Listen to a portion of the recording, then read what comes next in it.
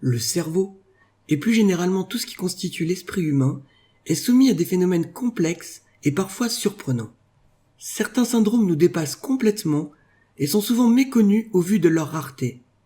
Dans cette vidéo, je vous propose de découvrir quelques-uns des plus surprenants troubles mentaux.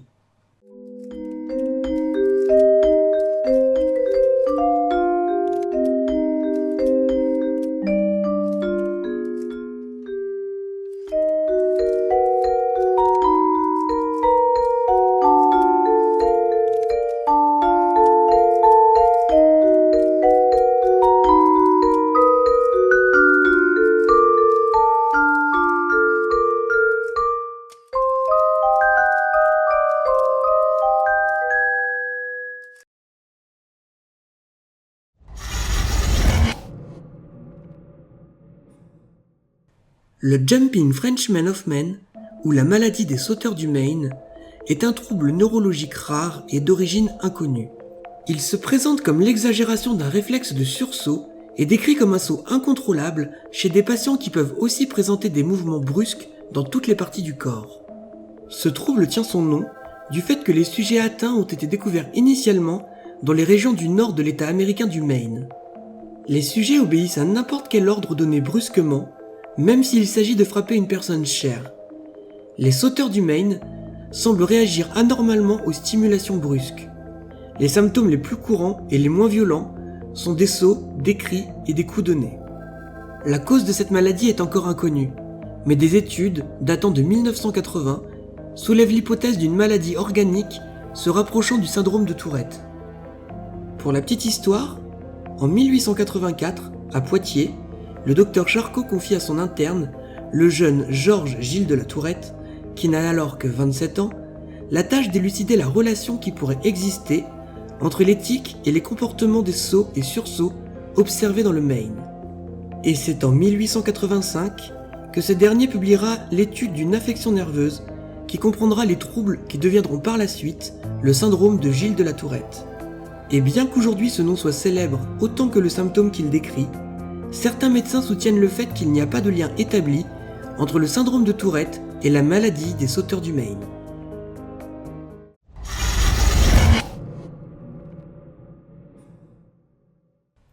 La fugue dissociative est un trouble psychiatrique rare, caractérisé par une amnésie concernant l'identité personnelle.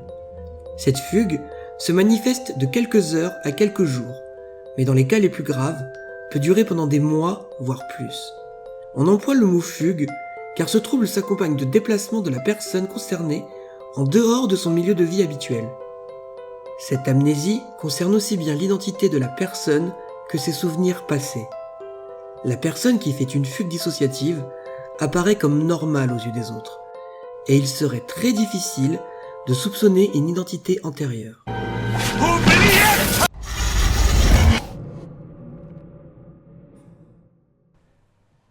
Dans une vidéo précédente, j'abordais avec vous les caractéristiques du syndrome de Stockholm, qui décrit le fait de développer un sentiment bénéfique à l'égard de son ravisseur. Mais il existe un trouble qui, lui, agit sur l'agresseur. Le syndrome de Lima correspond au fait qu'un ravisseur éprouve de l'empathie, voire même une relation amicale ou amoureuse avec son ou ses otages. L'origine de ce syndrome vient du fait qu'en 1996, des membres d'un mouvement militant prirent en otage plus de 500 personnes à l'ambassade japonaise de Lima au Pérou.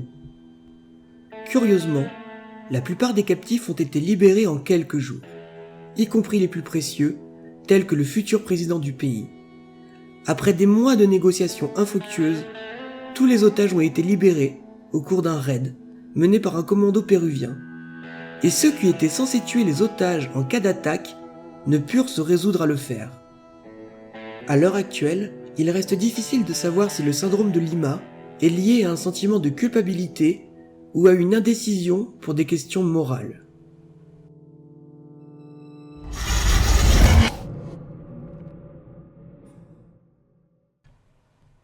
Le syndrome de Cotard est un syndrome dit délirant.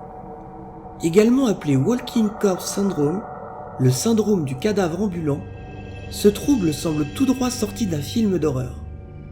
Il se révèle par un état hypocondriaque extrême et est associé à des idées d'immortalité, de damnation ou encore de négation du corps ou d'organes.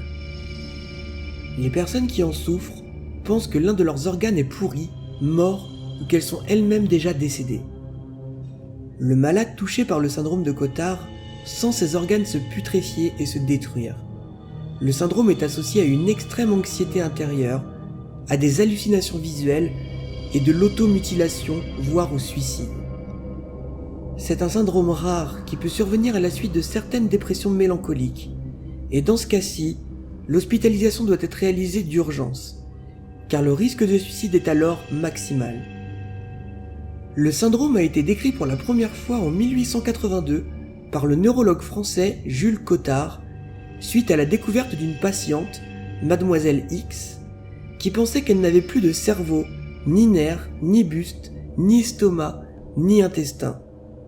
Paradoxalement, elle pensait qu'elle était éternelle et vivrait indéfiniment. Jugeant ne plus en avoir besoin, elle a cessé de s'alimenter et en est finalement morte. Un autre cas célèbre est celui du chanteur de Mayhem qui portait le nom de scène de Dead et qui aurait été atteint du syndrome de Cotard. Obsédé par la mort, il pensait son corps gelé et déjà mort depuis son enfance. Il s'automutilait gravement et se suicida en 1991. Si le syndrome de Cotard reste assez mystérieux, les scientifiques ont une piste quant à son origine. Il serait lié à un dysfonctionnement dans deux aires du cerveau, la partie qui intervient dans la reconnaissance des visages et l'amygdale, qui est associée aux émotions. À cause de ce dysfonctionnement, les patients ne ressentiraient plus aucune émotion ni sentiment de familiarité en se regardant dans le miroir. Cette absence d'association conduirait alors à une déconnexion de la réalité et à l'apparition de la sensation d'être mort ou de ne plus exister. À l'heure actuelle, il n'existe pas de réel traitement, mais les médecins ont réussi à soigner des patients à l'aide d'antipsychotiques, d'antidépresseurs et de traitements par électrochoc.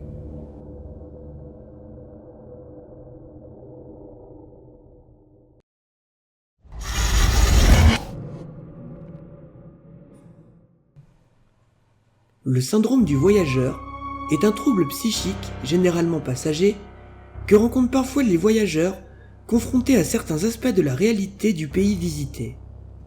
Il se manifeste par un certain nombre de symptômes psychiatriques, comme des états délirants aigus, des hallucinations, un sentiment de persécution, une déréalisation, voire une dépersonnalisation, de l'anxiété, mais également des troubles tels que les vertiges, la tachycardie ou des sueurs froides. Cela survient au cours d'un voyage qui confronte le voyageur à des choses inconnues par lui-même et qu'il n'avait pas anticipées. Pour décrire ce syndrome, prenons comme exemple un sous-syndrome du trouble du voyageur, qu'est le syndrome de Jérusalem. Les médecins qui prennent en charge ce syndrome attribuent ces crises à la déception. Les pèlerins rêvent des années à cette visite en Terre Sainte, mais la grande richesse archéologique de Jérusalem reflète surtout les périodes turques, croisées et byzantines, sans aucune trace de l'ère pré-chrétienne, et la plupart des sanctuaires chrétiens ont été soumis à la destruction, à la transformation ou à la défiguration au cours de leur histoire mouvementée.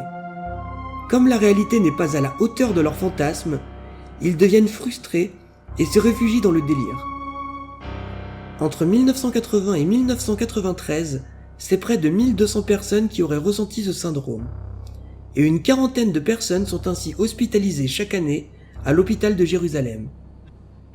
Il semble qu'il n'y ait pas de lien majeur avec une religion en particulier, étant donné que 66% des victimes étaient juives, 33% chrétiens, et les 1% restants étaient sans religion.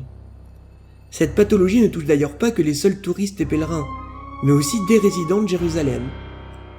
Il existe bien d'autres syndromes du voyageur, comme le syndrome de Paris, et qui toucherait plus particulièrement les touristes japonais, qui ayant une vision idéalisée de la ville, sont très déçus par la réalité et déstabilisés par le fossé culturel existant entre la France et le Japon.